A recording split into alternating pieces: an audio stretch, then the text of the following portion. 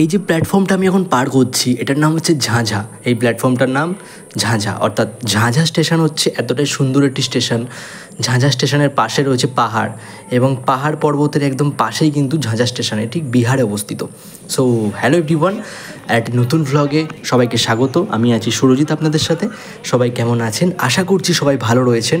এবং আমি একটি নতুন ভ্লগ আনছি, কারণ এটা হচ্ছে পাহাড়ের ভ্লগ। অ্যাকচুয়ালি আমি যেখান দিয়ে আমার ট্রেন ক্রস করছিল ট্রেনটি, সো সেখান দিয়ে কিছু সুন্দর জায়গা এবং সুন্দর কিছু পাহাড় পর্বত এবং সুন্দর কিছু প্লেস আমার চোখের সামনে আসে, সেগুলোই আমি আপনাদের সাথে আজকে তুলে ধরছি।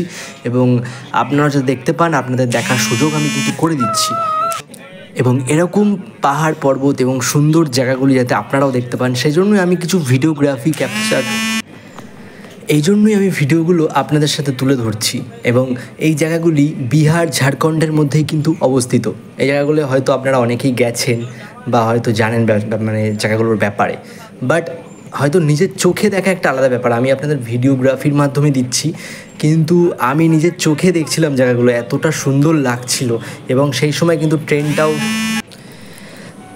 জায়গাগুলোতে এতটাই সুন্দর জায়গাগুলো, সেগুলো বলে বোঝানো যাবে না। আর বন্ধুরা, আমি আপনাদের সাথে শেয়ার করছি জায়গাগুলো দেখুন। আর এখানে কিন্তু মাটিটা যে দেখলাম আমি লাল, মানে বেশিরভাগই পাথর বালি, মানে কেমন টাইপের মাটি। আমাদের মাটিটা এখানকার যেরকম কালো টাইপের হয়, বাট ওখানে দেখুন মাটিগুলো কিন্তু বেশিরভাগই লালচে টাইপের মাটিগুলো।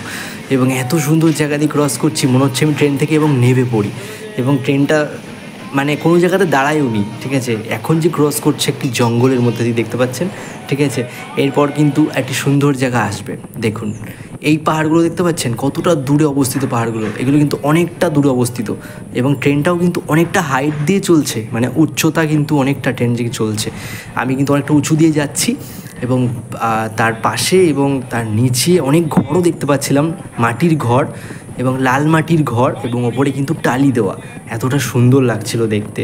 এবং এখানে বেশিরভাগই একটা জিনিস দেখলাম, মন্দির অবস্থিত। এবং দেখতে পাচ্ছেন মন্দিরগুলো, সো মন্দির অবস্থিত, এবং শিব ঠাকুরের মন্দির কিন্তু বেশি এখানে। দেবাদিদেব মহাদেবের মন্দির কিন্তু এখানে বেশি অবস্থিত এই গ্রামটিতে, দেখলাম যেটুখানি আমি।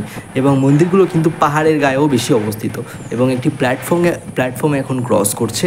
এই প্ল্যাটফর্মটিতে দাঁড়ায়নি ট্রেন, কারণ সব প্ল্যাটফর্মে ট্রেন কিন্তু দাঁড়ায় না।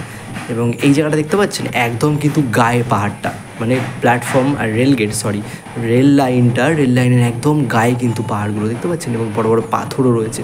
এবং যে জায়গাটা দিয়ে এবার যাচ্ছি, দেখুন শুধুই পাহাড়, হেব্বি সুন্দর। এবং কারা কারা ভালোবাসেন পাহাড় এবং পাহাড় প্রেমীরা কোথায়, অবশ্যই কিন্তু একবার কমেন্ট করেন কে কোথায় গেছেন, কোন পাহাড়ে ঘুরতে গেছেন, এবং কতটা সুন্দর পাহাড়ে গেছেন, এবং পাহাড় কে কে ভালোবাসেন, কোথা থেকে বলছেন, অবশ্যই কমেন্ট করে কিন্তু কমেন্ট সেকশানে বলবেন আমাকে, তাহলে খুশি হব এবং জানতে পারবো আপনারা পাহাড় প্রেমী কে কে রয়েছেন। এবং প্রাকৃতি জাস্ট অসাম, কিন্তু প্রাকৃতিকে অবশ্যই প্রেম করা দরকার প্রাকৃতির সাথে, কারণ খুব সুন্দর কিন্তু প্রাকৃতি হয় একটা। প্রাকৃতি কিন্তু শরীর স্বাস্থ্য সবই সুন্দর করে দেয়, তাই না? তো এরকমই একটা কিন্তু সুন্দর জায়গা দিয়ে আমি এখন ক্রস করছি। এবং যে জায়গাটাতে এখন ক্রস করছি সেটা কিন্তু আস্তে আস্তে উঁচু হচ্ছে। এবং যেখান দিয়ে ক্রস করছি সেটা এখন দেখতে পাচ্ছেন, এটা কি বলুন তো?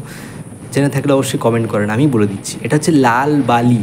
হ্যাঁ, ঠিক দেখলেন, এই যে গেল না, ঠিক এটা হচ্ছে লাল বালি।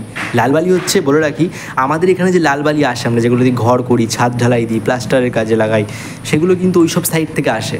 ওইসব সাইডে কিন্তু বালি একদম, মানে নদীর তলা থেকে কিন্তু বালি ওঠে একদম, ঠিক আছে। তারপরে কিন্তু বালিগুলো আসে। সো ভ্লগটি এনজয় করেন অবশ্যই। অনেক কথা বললাম, ভ্লগটি দেখুন, পাহাড়গুলো দেখুন, কত সুন্দর লাগবে দেখতে কিন্তু। অবশ্যই আবার কোনো নেক্সট ভ্লগে দেখা করছি, ততক্ষণের জন্য সবাই ভালো থাকবেন। আমি আছি সুরজিৎ আপনাদের সাথে, আবার নেক্সট কোনো ভ্লগে আসছি।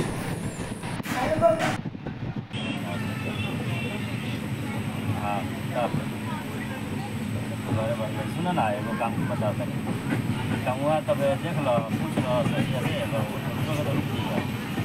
तो फिर बहुत ही बताए